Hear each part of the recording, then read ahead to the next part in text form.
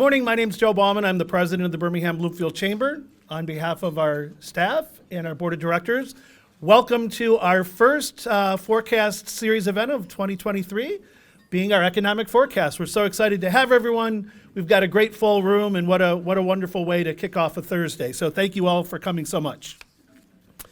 Before we get started, just a couple of introductions. I do want to introduce the team.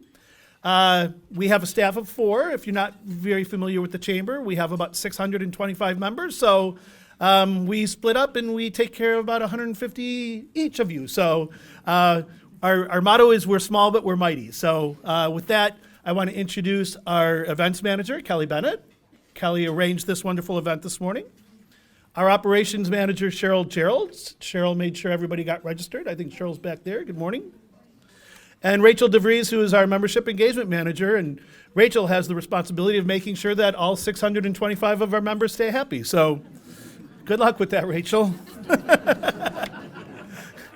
As I said, we're a staff of 4. We couldn't do what we do for our members without some great volunteers. The chamber is led by a volunteer board of directors that sets the policy for the chamber, approves the budget, and makes sure that we stay true to our mission. So at this time, I'd like to acknowledge our directors, those who are here this morning. If you could just stand up and be acknowledged, please.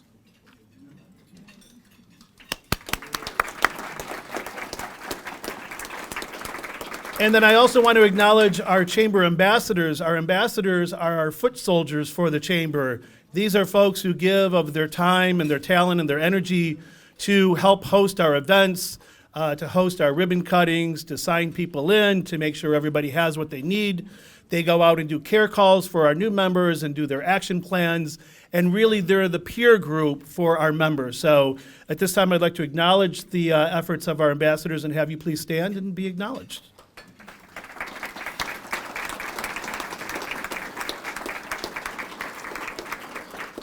And lastly, but certainly not least, I do want to acknowledge our sponsors for this morning's program and for the forecast series. If not for the generous financial support of our sponsors, we would not be able to do programming like this and try to keep the programs as cost-effective as possible. Our sponsors for this morning's program is led by our diamond sponsor, Clark Hill, which is right to my left. Dan Minkus and his group. Thank you so much, Dan. Our platinum sponsors are Bank of Ann Arbor, which they have a table somewhere around here, right in front. Thank you so much, Steve Guy and his group. Our gold sponsors are Fenner, Mellstrom, and Dooling, and Citizen State Bank, and our bronze sponsor is Comcast. So thank you very much to our sponsors this morning. And then lastly, I do want to acknowledge our legacy sponsors for 2023. Our legacy sponsors are a group of member businesses that donate a certain amount to the chamber every year. And what their generosity does, it allows us to do a lot of our programming for either no cost or low cost. So our professional development events, our Chamber 411 show and tell programs, some of our mixers, those are all done at no cost to our members because of the underwriting support of our legacy sponsors. And our legacy sponsors for 2023 include Clark Hill, thank you very much, Bank of Ann Arbor, Citizen State Bank, Fenner, Mellstrom, and Dooling, Michigan United Credit Union, North American Midway Entertainment, Corewell Health, and SAIC. So thank you very much to our legacy sponsors. Okay, on to the fun stuff. At this time, I'd like to introduce our moderator for this morning, Jonathan Roffe. Jonathan is a senior attorney at Clark Hill.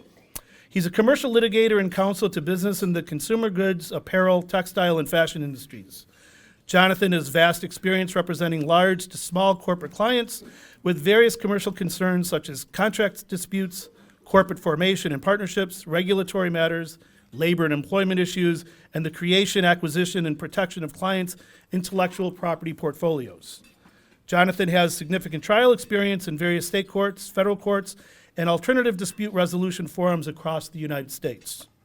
As a forward-thinking advocate, Jonathan's strategic focus centers on his understanding his clients' goals and implementing strategy that best fits their needs. And Jonathan is also a certified mediator. Before we bring up Jonathan, I do want to mention there are on your tables some blue note cards and pens. We hope to have some time after the two presentations for Q&A. So if you'd like to ask either one of our presenters a question, just fill it out and one of the chamber staff or volunteers will come around and get it. With that, let's kick off our economic forecast with Jonathan Roffe.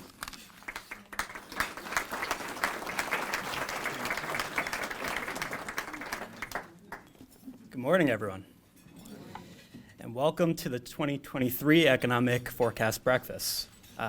As Joe politely introduced me, my name is Jonathan Roffe, and I'm a senior attorney with Clark Hill. Joe didn't note this, but I'm a newcomer to Michigan. I moved here about a year ago, and having recently moved here from across the country, I have to say that I've been thoroughly impressed. From its friendly and hardworking people to its thriving businesses, I've truly come to appreciate Michigan's rich history of innovation, hard work, and determination, which surely makes it poised for continued growth and success well into the future. However, with the rapidly changing global economy, it is important we all stay informed about the economic landscape and the state and the country at large to understand how Michigan's businesses, citizens, and future will be impacted. That is why we've gathered here today, to discuss the latest economic forecasts and trends, and to share insights and opinions from experts in the field. It is my privilege to lead this discussion, and I look forward to hearing from each of you today during our Q&A. And with that, I would like to introduce today's first speaker, Paul Traub. Paul Traub currently holds the position of Chief Economist for America's Commercial Transportation Research Company, LLC, ACT Research. Prior to rejoining ACT Research in 2021, Paul, for 10 years, was Senior Business Economist at the Detroit branch of the Federal Reserve Bank of Chicago, and for 25 years worked at Chrysler, LLC, ending his tenure there as Chief Economist. Traub is on advisory boards for Oakland University Department of Economics and has served as adjunct faculty member at Oakland University in the School of Business. Everyone, please welcome Paul Traub.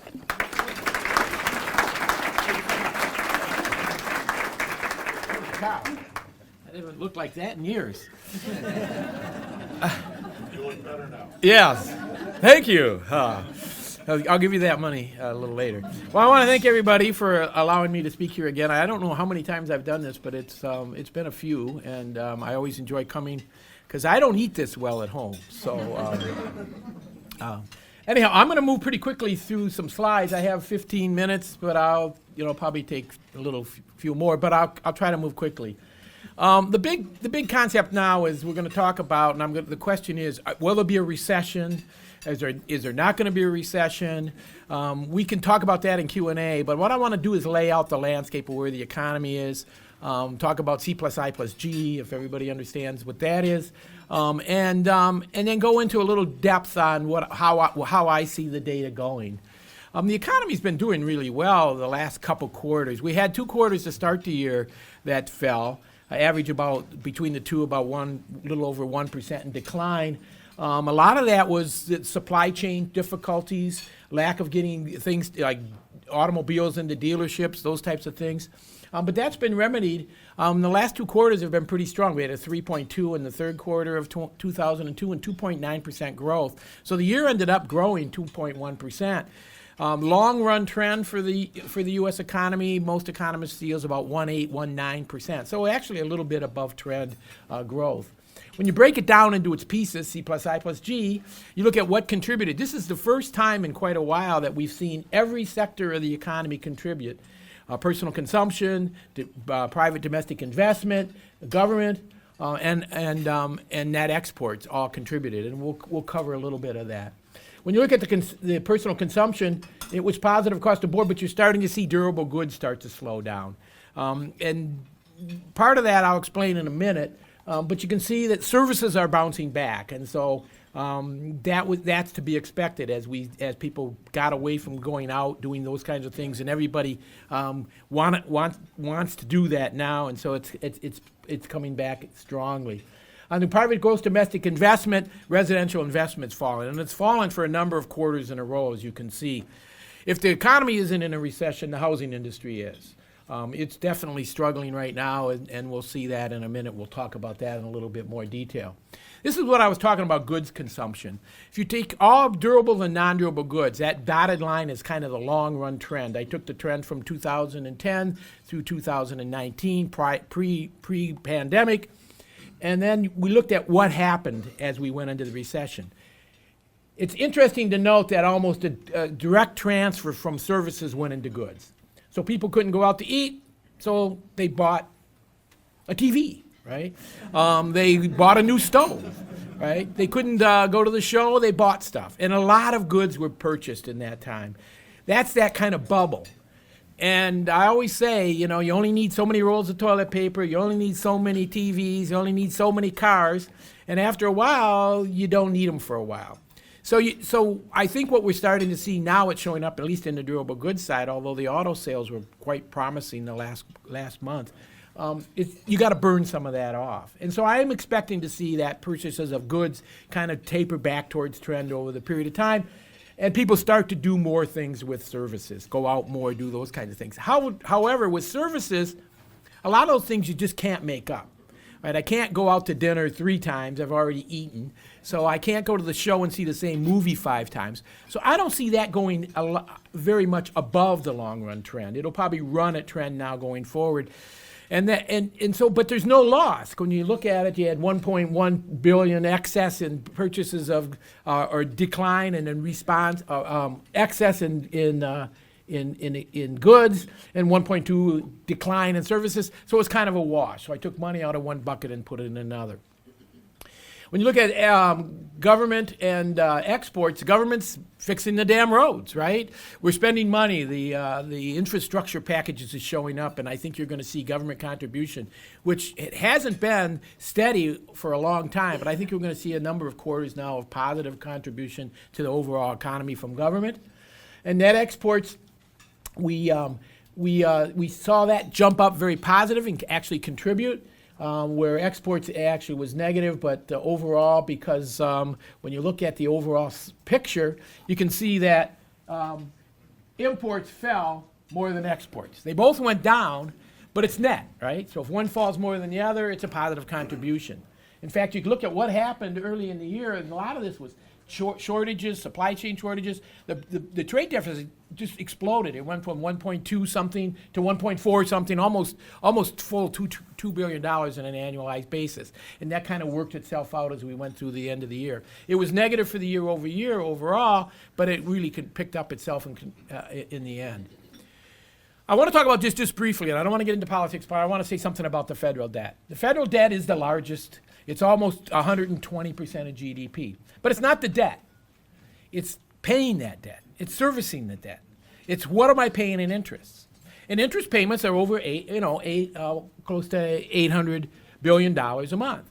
But when you break it down as a percentage of GDP, we would not have roads, we would not have bridges, you would not have schools, you would not have the ability for businesses to do what they do if it wasn't for the government.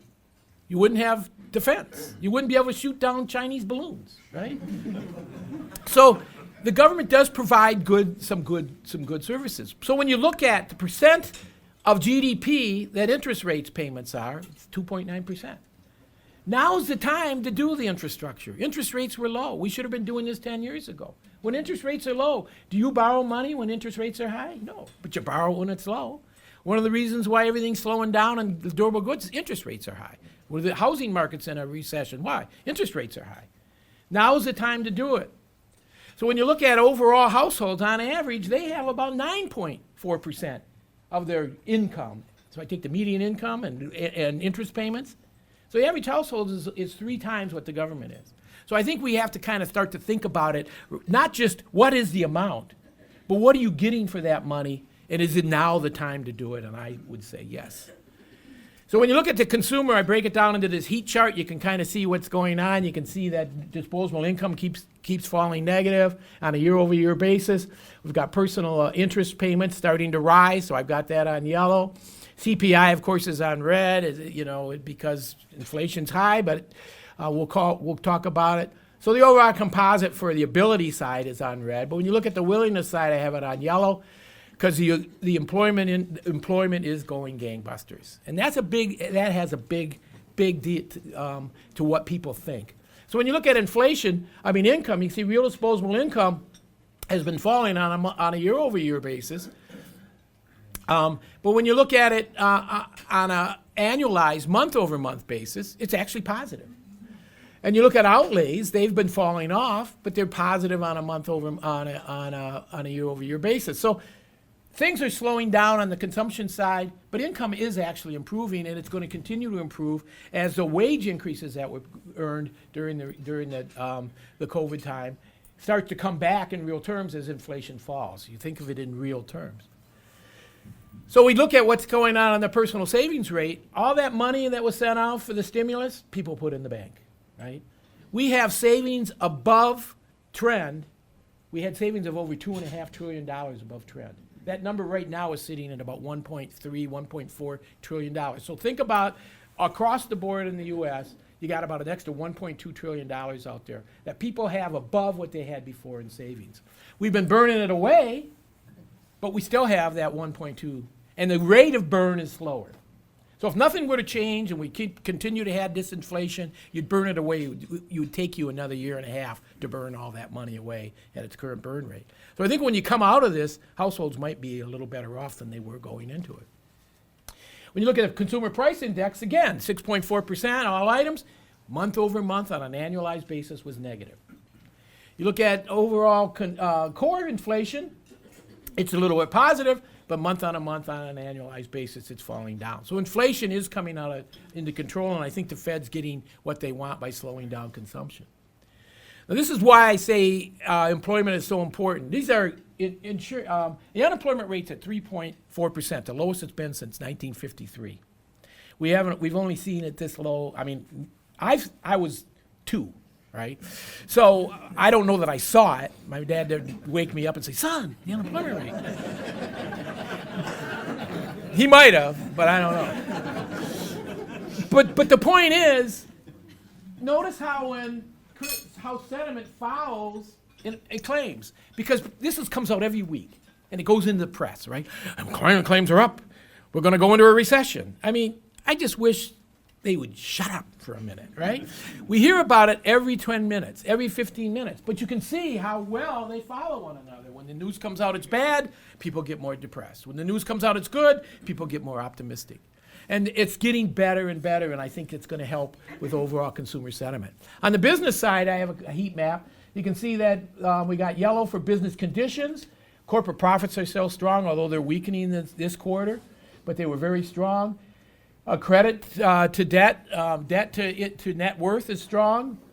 And what's going on is the producer prices. Again, inflation. You can look at the Purchasing Manager Index, that's for manufacturing. It's the worst it's been. It's finally below 50, so below 50 means that it's contracting in manufacturing. But you look at capacity utilization, it's just moved to yellow. But I got everything on yellow, even net orders on yellow, so we got a yellow and a yellow. So business conditions aren't as bad as what we see. So we look at the durable goods price deflator against corporate profits. I want to point this out because this is where companies are complaining. NAFTA was passed here. Look what happened to the cost of durable goods. They just fell for years as we exported a lot of that labor. The labor cost was exported. We lost the jobs, but we brought down prices. So people are used to these low prices for durable goods, right? Well, that's starting to change. And this is what's going to be the struggle. If we start to bring some of this stuff back, which I believe we do, we can't count on China to build our seats for our automobiles. We can't count on them to do and be there when we need it, right? Because they don't like us, right? I used to tell the people at Chrysler when we wanted to go over to China, I said, you know what? They're communists, right? And they really don't like us. And try to get that money out of there once you've earned it, and it's just not happening. So when you think what happened when the pandemic hit, corporate profits shot up. A lot of the money that went to corporations that was part of the bailouts, they just kept, right? And the corporate profits did quite well. So it wasn't like the pandemic hurt them. Corporate profits remained fairly strong.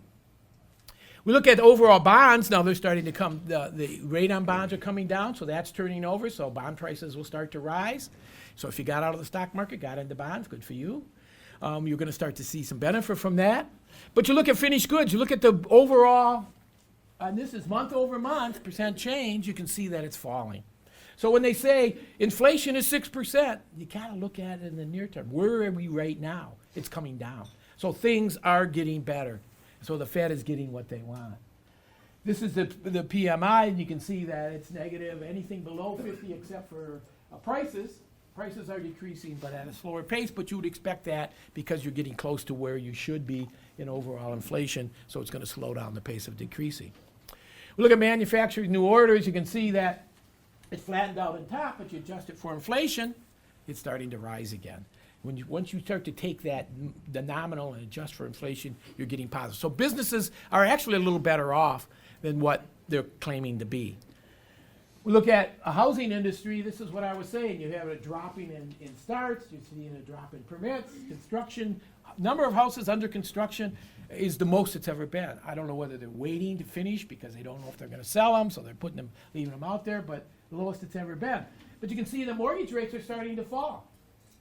Home prices are starting to fall. So people are going to start to get back into the housing market because you put together lower interest rates, lower price, my overall payment's going to come down over time. Monetary policy, the Fed still thinks the economy's growing. Their biggest concern is what's going on in labor. They think labor is too tight, and overall that's going to drive up prices. And I don't like them talking about, because you know what I worked there for 10 years, so I know this. It's not inside info. Their dual mandate is to protect against inflation and support employment, right? It's kind of a tricky situation, because if you create a recession by raising rates, what happens to employment? It comes down. But I'm looking at 3 more 25 basis point hikes.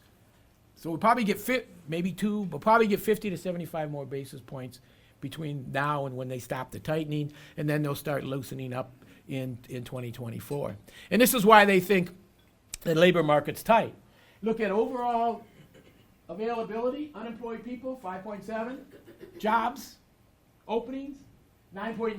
So you got 10 million jobs and 6 million people to fill them. That's a tight labor market.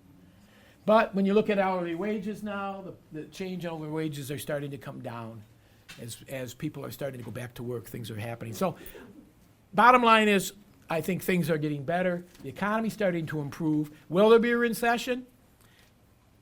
You know, what are you going to call it?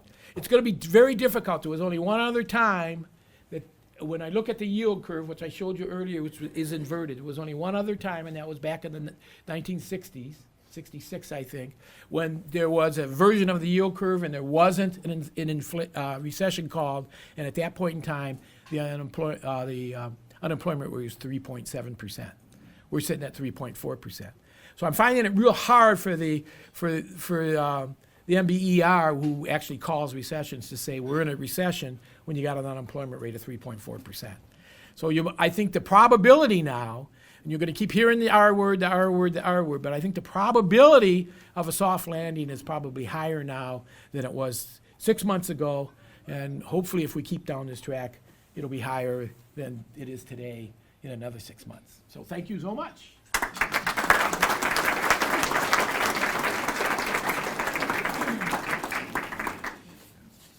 Thank you, Paul. Next, I would like to introduce our second speaker, Kim Trent, Deputy Director of Prosperity within the Michigan Department of Labor and Economic Opportunity. As Deputy Director for Prosperity, Kim Trent is charged with guiding and building support for efforts to boost the economic security of Michigan citizens through strategic initiatives, programming, and partnerships. Her portfolio of leadership duties in state government includes serving as the key staffer to the Michigan Poverty Task Force. Kim Trent's career has included leadership roles on the staff of former Congresswoman Carolyn Cheeks Kilpatrick, U.S. Senator Debbie Stabenow, and former Michigan Governor Jennifer Granholm. For 7 years, she held various key staff positions at Michigan Future, Inc., a think tank dedicated to boosting prosperity in Michigan. She also served as an elected member of Wayne State University Board of Governors from 2013 to 2019. Everyone, please welcome Kim Trent.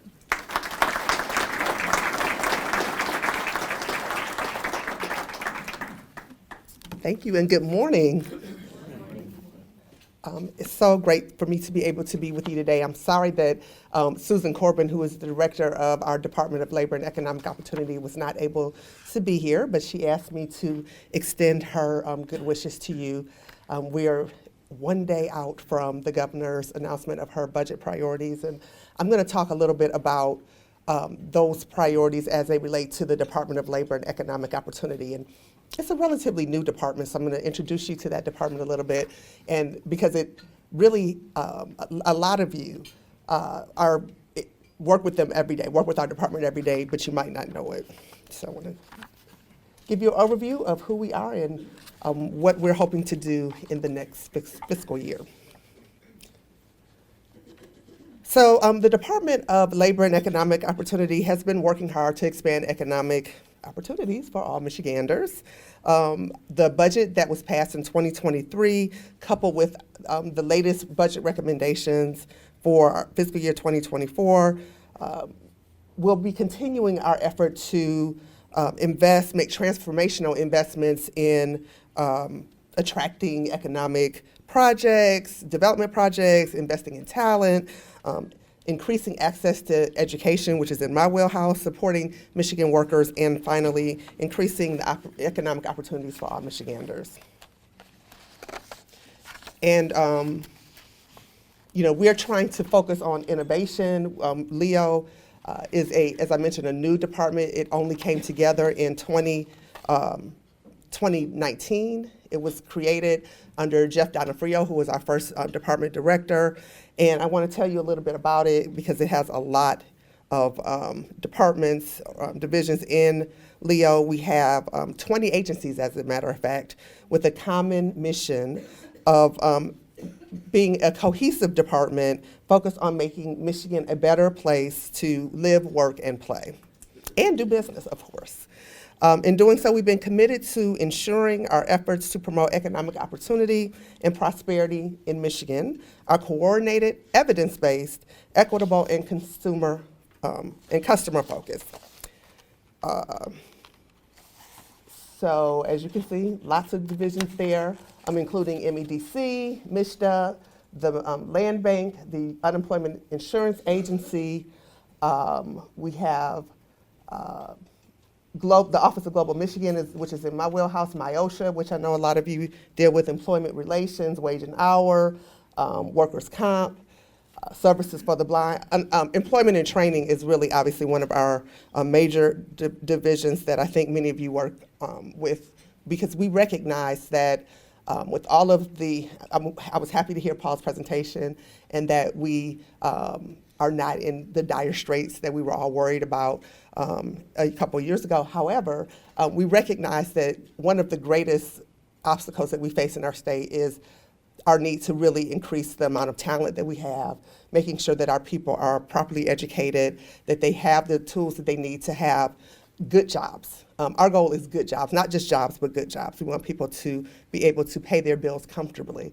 The work that I do with the Poverty Task Force is very much focused on lowering costs for struggling Michiganders and increasing income. And so we have a number of strategies to get us there. I mentioned the Office of Employment and Training. It has bureaus to help develop customized workforce solutions for businesses and individuals, including Michiganders with disabilities. Our labor division, which some of you may have worked with, particularly over COVID, has agencies and commissions that are devoted to ensuring workplace safety and equitable labor relations for employees and employers. So that's the work that we do in our labor division, and I lead our prosperity division, which again is really come together to ensure that struggling Michiganders have a path to prosperity. Within my office is the Office of Global Michigan, the MySTEM Council, the Michigan Poverty Task Force, the Office of 60 by 30, which is one of the governor's key initiatives to try to get at least 60% of Michigan adults to have a post-secondary credential. When we talk about talent development, we really are pushing for that goal. We have regional goals here in Oakland County. They actually have a much higher goal because they started at a much higher place. So the county executive here and other leaders in Oakland County have said 60 isn't enough. Let's move the needle even higher. And so we're excited about that, and we're taking that kind of optimism to other parts of the state. We want to have regional solutions. So I want to talk to you a little bit about what is in the budget for the Department of Labor and Economic Opportunity that the governor introduced yesterday with her recommendations. Let's see, I think oops, wait a minute, I went too far, sorry.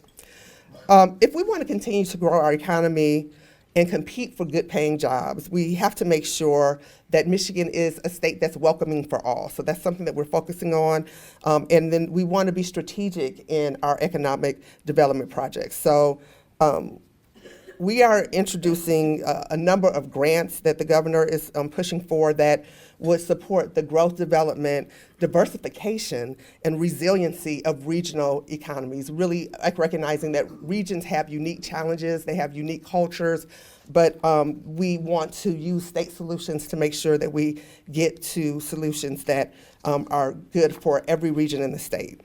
One of the things that we're very excited about is investing in our electric vehicle charging infrastructure.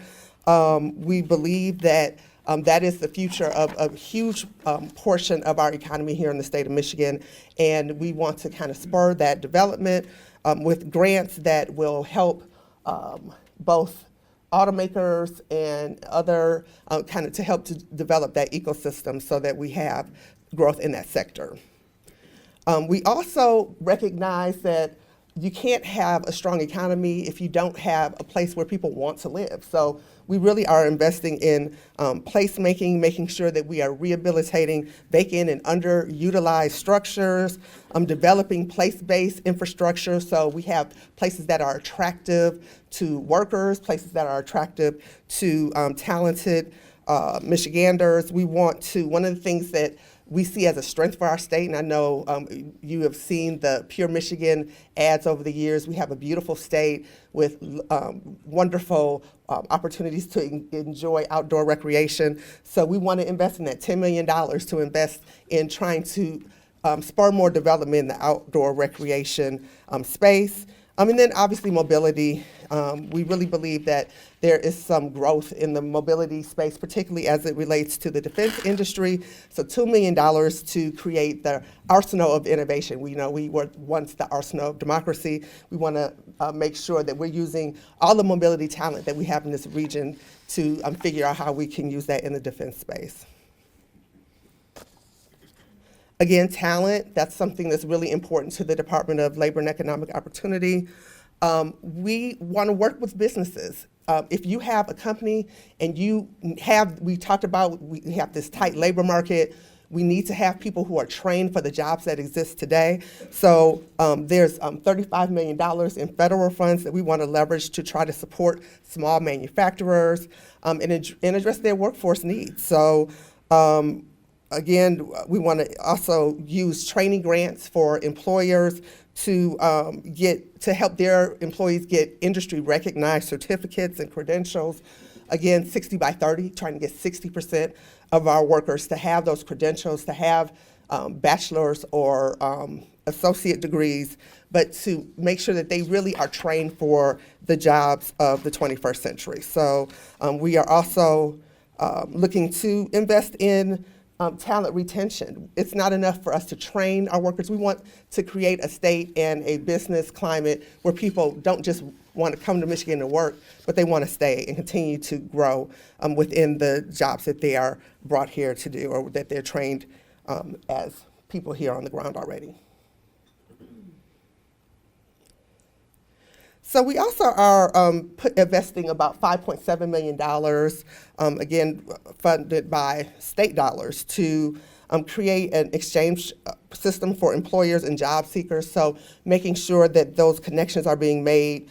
Right now, we have 190,000 plus employers and 150,000 plus job seeker accounts. So trying to get those folks matched up, making sure that we can tap into the talent that exists. Digital workforce development is something that, obviously is very important. We know that we're moving into a world that is where that part of the economic sector is going to be growing. Creating pathways to jobs for Michigan graduates, really focusing on those folks who are just graduating from college and making sure that they know about job opportunities here in the state. Far too many of our students are graduating and moving to other states. We want to keep them here, keep that talent here. What can we do to incentivize workers to stay here? The MySTEM Advisory Council, which I mentioned earlier, which is really trying to create pipelines in the K-12 space so that we have more students who understand the allure and the opportunity to make good money in good paying jobs in the STEM field. So those, particularly those schools, districts that are underfunded, we want to make sure that they have those pipelines. You know, educational attainment is, you know, certainly something I'm very passionate about. As was mentioned, I am a former board member for Wayne State University, but we have made really record investments in the last year in higher education, recognizing the importance of it. We recognize not everyone is going to go to college, so we're also working to get apprenticeships that lead to good paying jobs. But the Reconnect program, which is one of the programs in my division, in our 60 by 30 office, has already helped. We have more than 100,000 people who've signed up for Reconnect. They're already going through a community college experience, trying to get those associate degrees so that they are ready to be those next employees who are making our economy strong. Reconnect to a bachelor's degree. There were so many people that during the pandemic actually dropped out of school. How do we get them back into school? What do we do to incentivize it? What do we do to remove barriers? A lot of the work that we do at Leo is about removing barriers. I know from my experience on the Wayne State Board, it's not just about tuition, although tuition is important. A lot of students who don't continue or don't actually get their degree, it's because they, you know, have obstacles that are actually solvable problems. Food insecurity, housing insecurity, transportation. How do we really look at it holistically so we're not just saying, oh, here's some money for you to go to school, really helping people get through school and get those degrees. So to that end, we've set aside $30 million for wraparound services. And, you know, we talked to community colleges, we had $6 million. So this is a really, having seen how the difference that it's made, we've talked to community college presidents all over the state who've said this has just been a godsend for them because so many students who were struggling because of factors that had nothing to do with academics now can really focus their energy on getting that degree, and that's really what it's all about. And then just also incentivizing success. Those universities and colleges that are able to get their students through so that they're getting those degrees, let's reward that. Let's be competitive about that so the institutions can learn their best practices from other people, from other organizations, so that we can have more success in our state.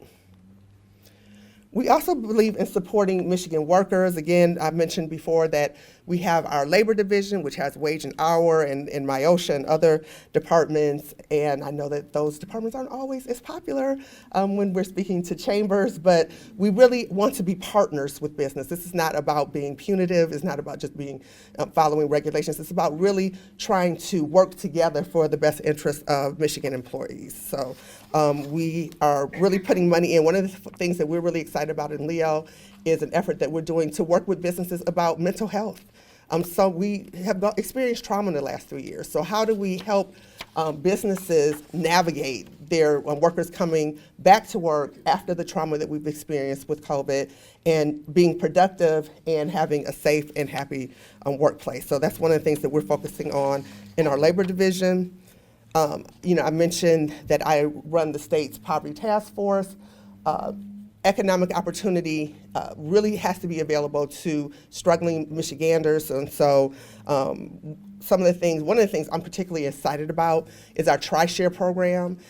It was a pilot a couple years ago. It's now an actual program in state government that would offer any employer who is having a hard time having employees come back to work. We know that women have been much slower to come back to the workforce after COVID, and a lot of times it's because they either can't afford childcare or they don't have access to it. We have a lot of different irons in the fire to try to figure out how to expand the availability of childcare, to make it more affordable, to make sure that people who are in childcare can make enough money that they can live.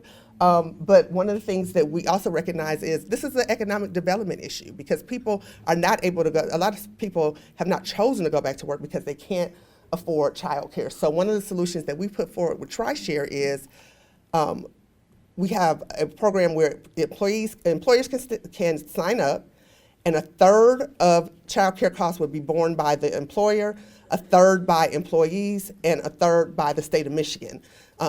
Really innovative program. The state of New York has recently announced that they're actually launching a similar program. So we're really excited about that. If any of you are interested in your business, learning more about it, come see me. We really want to get more businesses. We actually have a couple really big, actually Oakland County-based businesses that are very close to signing a contract with us for it. So we think that this is a program that will really help us get more people in the workforce, which is a very important goal for us.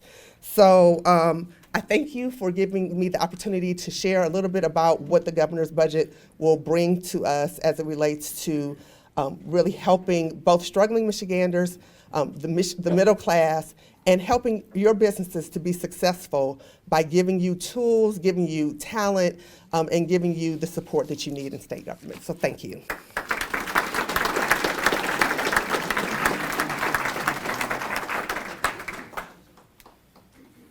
Thank you, Kim. As the next part of our program today, we're moving on to the Q&A session. As Joe mentioned earlier, there are cards on each of your tables with some pens. So if you have any questions you'd like to pose to our experts today, please fill them out, hand them in, and we will try to get to as many as possible. And for our first question, this is for our first question for Paul. Is there a delta between the 2- and 10-year Treasury curve that would concern you? Well, yeah, that's the inversion of the yield curve. So short-term interest rates are higher than long-term interest rates. As I pointed out before, there's only been one time in the history of inversion. I use the 3-month and the 10-year, kind of the same thing. That is, there's only been one other time where it hasn't signaled a recession, and that was back in the 50s when the unemployment rate was so low. It only concerns me in the degree that it's making borrowing money more expensive, more costly. But again, I'm still in the camp that I think we'll get through this because you got to remember, excuse me, the consumer's 2/3, 70% of the economy, and they're sitting on $1.4 trillion. So they could get through this period of high inflation, higher costs. They may have to burn away some of that savings, but when we get to the end, they either be a little better off or where they would have been anyhow. Thank you. Next for Kim. Are there any funding mechanisms that are being considered by the state to fund the roads with the shift to electric vehicles and road funding tied to the gas tax? I know this might not be your area of expertise, but There are no plans to tie it to the gas tax. I know that was something that was considered.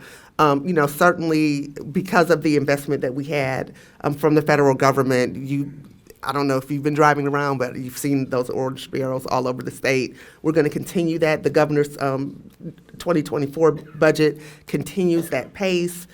So I think that just given the money that we were able to get from the federal government for that purposes, that will, and the fact that we're using, state-of-the-art materials that we think will be a lot more durable than what we've used in the past, we think that we'll be in a position where we don't have to rely on other sources of funding.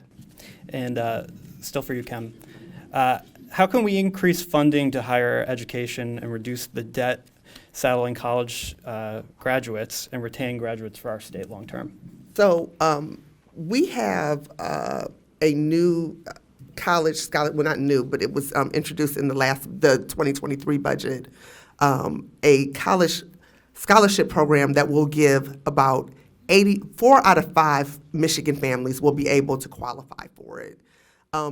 We believe about 65% of Michigan families will be able to use that and leverage that with other funding to have tuition-free experiences at our our public four-year institutions. I mean, when I was on the board at Wayne State for 7 years, I voted every year to raise the tuition because there are only two sources of funding usually that universities have: tuition and funding from the state government. And we know disinvestment had happened for about 20 years.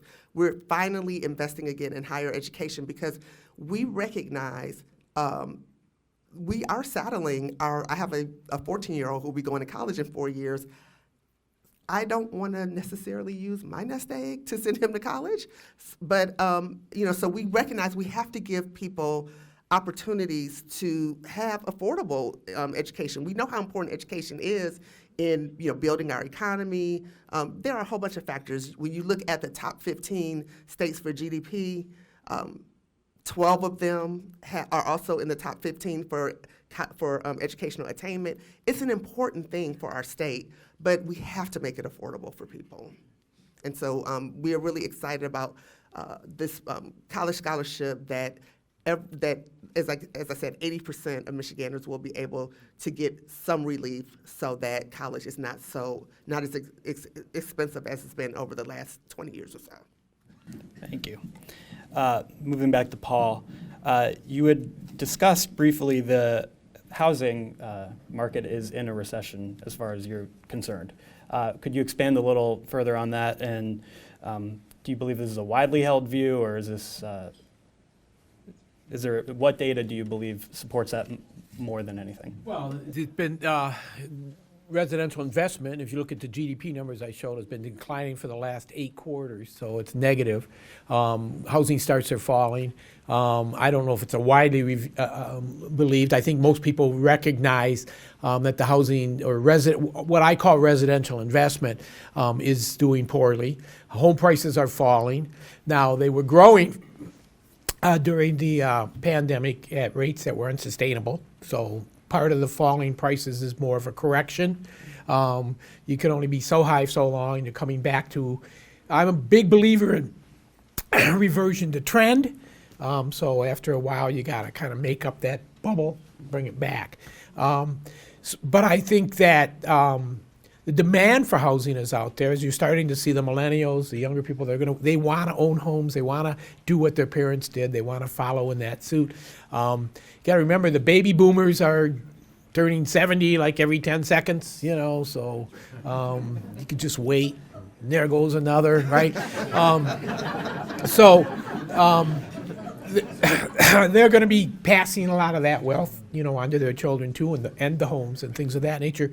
But I think there's about just under a 1%. I don't know what Michigan's. I think Michigan's overall population has been stagnant, but it's probably starting to turn around now. But let's say a 1% growth in population. So you do the numbers. You're going to need houses for those people, and so I think there's going to be, you're going to get back into after we get mortgage rates down.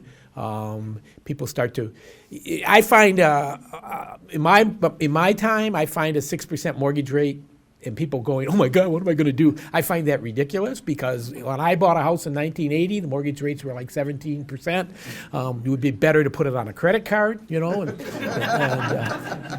take the frequent flyer miles and tour the world. But it's all relative. Everything is relative to what you're used to, and this generation has never seen mortgage rates this high.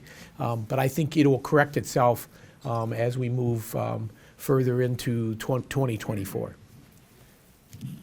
Can I, Jonathan, I just want to mention that for the first time in the history of the state of Michigan, our Michigan State Housing Development Authority undertook a statewide housing plan that they've been working on for the last 2 years. And one of the things that we recognize is we need to build about 75,000 new housing units in the state of Michigan just to keep up with the demand for both low-income and middle-income people. We recognize middle-income people sometimes are really struggling to be able to buy homes. So that's one of the things that we're really investing in our state. When I talk about Leo, is that we know we do not have enough housing in our state too many housing insecure people, not just very low income people, but even middle income people. A lot of the work that I do focuses on the ALICE population, so that's asset limited, income constrained, and employed. These are working people who have a hard time, making ends meet. So how do we lower costs for them so that they can still work, still be productive, still help our state, but also be able to provide for their families?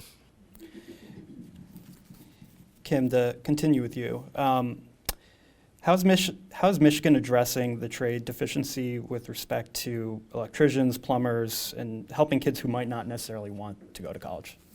I'm glad you asked that, because we certainly recognize that college isn't for everyone, and we certainly recognize there is prosperity in a lot of the fields that you just mentioned. I need an electrician right now, so I'm putting my money together for that experience. But we know that we have to work with the skilled trades so that we get more children onto that track. But we also recognize it has to be that child's choice. And that's where we get a little concerned. We don't want people to be kind of tracked into certain careers just because of perceptions about where they should be. We think college is a great option. There's all kinds of evidence that it's the great equalizer. It's the great economic tool that we have in our toolbox. But we also want to make sure that those students who want to become plumbers, who want to build houses, who want to have those kind of jobs, do have apprenticeships. So that's a part, when we say 60 by 30, while we are talking about college, we're also talking about apprenticeships. We're also talking about those high value credentials, those certificates that aren't just something that somebody printed off on a printer, but something that really has value, that is transferable, that people can use to have a great career. So our work is definitely not just focused on college attainment, but we recognize we have to get more postgraduate, post-secondary success, whether that is an apprenticeship, a high-value certificate, or a college degree. If I can touch on that, it's money well spent. 25 years ago, 30 years ago, the state covered about 70% of your cost of education in the state of Michigan. Now it's about 20. That's investment in your future. It's an investment in the country's future. And education, it shouldn't just be about getting a job. A more educated electorate, a more educated population, people that even know personal finance and how to take care of themselves are better contributors to society as a whole, and we all benefit. And it's not that tuition's going up, it was that funding was going down, and the schools had to do something to balance that out. And I think that investment is something that we can do in our children, and we can rest comfortably in our older years knowing that they're able to take care of themselves. I'm going to take you on the road with me, Paul. That is exactly right. You'll be like a little monkey. For our last question today, for Paul, it's welcome news to hear that the inflation numbers are improving month over month, but obviously it's still a bit of an issue. But how much of the current inflation issues and the low jobless rate do you believe is attributable to the government support during COVID? Okay, that's a great question, because there's two sides to that. You have a house. Do you have it insured? Do you want to make sure that house is replaced if it burns down? We went into a pandemic not knowing what to expect. The money probably was somewhat inflationary based on what I showed you with consumption. People ended up with a lot of money, put it into savings and spent it. So I think there was an inflationary component to that money. But it was also, we're going to come out of this in a position where households are going to be in a lot better place than they would have been. Let's say we didn't do that. All that money, all that spending that I showed you that went down in services, the exact same thing would have happened in goods. You wouldn't have been able to do the things we are doing today. So you think of it as an insurance policy. Is it inflationary? Yeah. You're throwing $2 or $3 trillion into the economy. Is that inflationary? Of course it is. Is it going to drive up prices? Yes, it is. But you didn't end up with, like what happened in the recession in 2008, you didn't end up with people losing their homes. You didn't end up with people that were unable to continue to go to school or unable to continue to feed their families. So I think it was a well-served piece of insurance to protect us so we could come out of this a little better off at the end. Everyone, please thank our speakers from today.